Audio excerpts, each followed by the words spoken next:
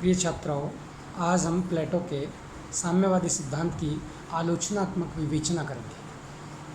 प्लेटो एक श्रेष्ठ राजनीतिक दार्शनिक विचारक है जिसने वर्तमान व्यवस्था के विरुद्ध अपने तर्क उठाए हैं, प्रश्न उठाए हैं और उठा के उनका समाधान प्रस्तुत किया है।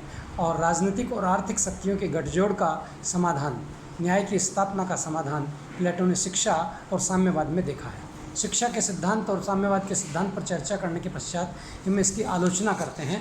और आलोचना में प्लेटो का ये मान्यता है कि जो भी है ये साम्यवाद का सिद्धांत व्यवहारिक नहीं है, व्यवहारिक रूप में इसे लागू नहीं किया जा सकता है, क्योंकि प्लेटो का ये सिद्धांत एक प्रकार से पशुतुल्य जीवन को मानवीय जीवन पर लागू करने की बात करता है, जो संभव नहीं है।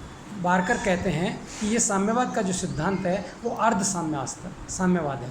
अर्ध साम्यवाद इसलिए बताया गया है कि देश के उत्पादक वर्ग पर ये लागू नहीं होता है, जबकि ये संरक्षक वर्ग पर लागू होता है, तो अधिसंख्यक जनता पर लागू नहीं होता, इसलिए इसे अर्ध साम्यवाद कहा जाता है। दूसरा, वो कहते हैं कि उत्पादक वर्ग का उच्च श्रेणी में कैसे प्रवेश होगा, इस पर प्लेटो ने विचार नहीं दिया। आगे वो कहते हैं कि क्या उत्पादक वर्ग भ्रष्ट नहीं होगा? जो परिवार और संपत्ति की बुराइयां हैं वो संरक्षक को भ्रष्ट कर सकती है, तो क्या उत्पादक को भ्रष्ट नहीं कर सकती? और अगर उत्पादक को भ्रष्ट कर सकती है तो उत्पादक वर्ग को भी इन दोनों से वंचित रखा जाना चाहिए था।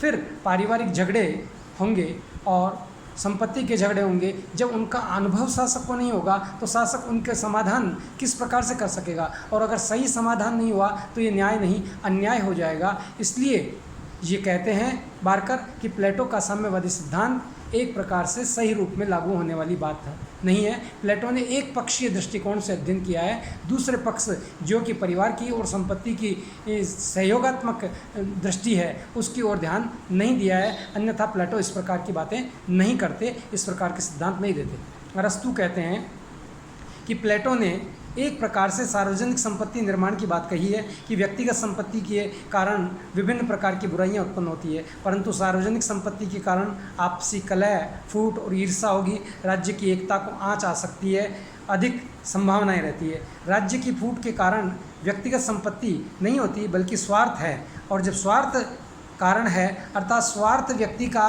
नैतिक कारण है और उसका उपचार भौतिक किया जाता है, तो ये उचित नहीं होगा। फिर वो कहते हैं अरस्तु कि स्त्री और पुरुष के यौन संबंधों का निरूपण मनुष्य की भावुक जो प्रकृति है उसकी उपेक्षा करता है, यौन जीवन पर अत्यधिक नियंत्रण लादता है, और आत्मसंयम के इस नियंत्रण से बिरले ही लोग कर पाएंगे। अपने सिद्धांत की व्यवहारिकता पर अभाव लगता है। अगर ये सिद्धांत अव्यवहारिक है